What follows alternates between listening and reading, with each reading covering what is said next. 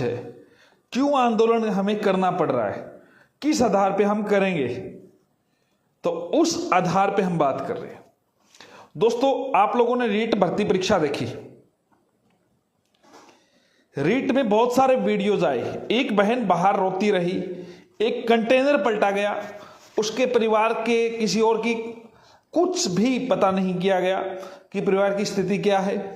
जो कंटेनर से व्यक्ति मरा या मारा गया उसकी कोई जांच नहीं हुई, 3-3 घंटे पुलिस नहीं पहुंची तो कब पहुंची, सारी प्रकार की बात होने के बावजूद उस भर्ती को एक व्यक्ति की तरफ डाइवर्ट कर दिया गया, बत्तीलाल से जब मामला 13-14 दिन बाद में हुआ, मामला आगे बढ़ा, इतने सारे प्रूफ देने के बावजूद सरकार यह नहीं मान रही थी कि पेपर आउट हुआ या नहीं हुआ। फिर देखो दोस्तों, आगे और बढ़ा जाता है बात को लेके। सरकार ने यही गेम नहीं खेला, सरकार उस पेपर आउट को लेके, मैं चाहता हूं आप ज्यादा से ज्यादा युवा तक इस बात को शेयर करें, क्योंकि आपके कैरियर का सवाल है दोस्तों। आपके अच्छे अंक आ रहे होंगे, लेकिन अच्छे अंक आने के बावजूद अगर आप बाहर हो जाओगे तो जिंदगी भर अपने आप को कोसते रह जाओगे। यह महत्वपूर्ण आपके हक की लड़ाई के लिए मैं आप लोगों से लाइव रूबरू हो रहा हूं। और देखो, सरकार ने डैमेज कंट्रोल करना कहां शुरू किया। सरकार ने इतनी अच्छी पारदर्शिता परीक्षा कराने की जो दावा कर रही थी, वहां पे वो फेल हो रही थी, क्योंकि शक की सुई सरकार के उन नुमाइंदों के पास जा रही थी जिन पे जिम्मेदारियां टिकी हुई थी। सरकारी चाहे अधिकारी हो या सरकार के कोई भी विधायक मंत्री भी इसमें अगर हो इन्वॉल्व, तो वो बदनामी सरकार की हो रही थी। आगामी दिनों में आपको पता है उपचुनाव है, आंदोलन हुआ, युवा बेरोजगार एकत्रित हुए। सरकार ने किस प्रकार की इस मुद्दे को भटकाने की बात की वो समझे। आप लोगों को पता है कि पेपर हर जगह प्रूफ हो रहा है कि इतने दिन पहले आ गया। अब एक याचिका ऐसी लगती है आप लोगों के लिए गोलमाल करने के लिए, मीडिया उसको कवरेज करती है, ये याचिका लग गई, वो लग गई, वैसे हो गया, मीडिया उसको कवरेज करती है, अच्छी तरीके से दिखाती है।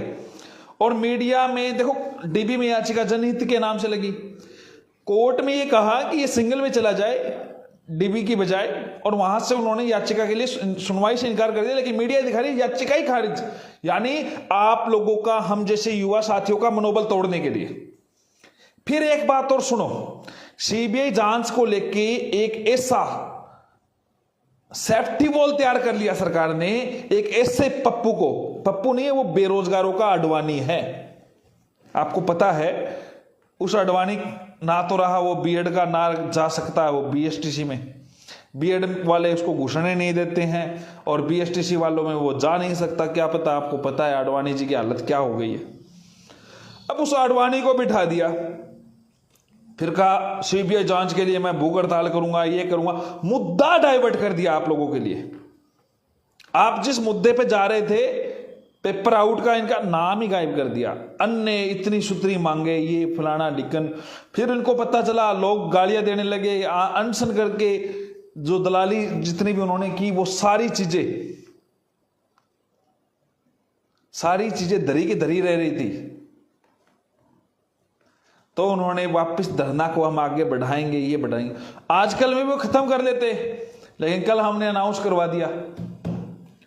कल हमने, हमारा जब अनाउंस हुआ तब ये लंबा चलेगा, इनको चलाने दो।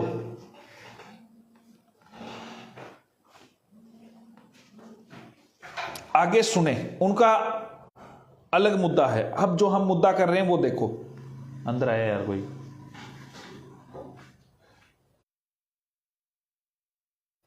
अब जो मुद्दा है वो महत्वपूर्ण है। सीबीआई जांच अगर नहीं होती है, क्योंकि झूठ पे आंच है, झूठों पे दिक्कत है, इसीलिए सीबीआई जांच नहीं की जा रही है। सरकार कह रही है पारदर्शिता से हुआ है, कोई भी जांच करवा लो, तो सीबीआई जांच करवा लो। सरकार को दिक्कत क्या है? अगर सरकार का कोई अधिकारी वगैरह, कोई वर्ग वगैरह कोई परेशान हो रहा है तो गलत है, वो परेशान होगा। एसओजी ने अभी तक भजनलाल को नहीं पकड़ पाई, जो मुख्य आरोपी है, जिसने बाड़मेर जालोर क्षेत्र में पेपर बांटे हैं। इस बात की पुष्टि आप कर रहे हैं। मुझे बताइए भजनलाल के पास पेपर कहां से आया? और यह आंदोलन उन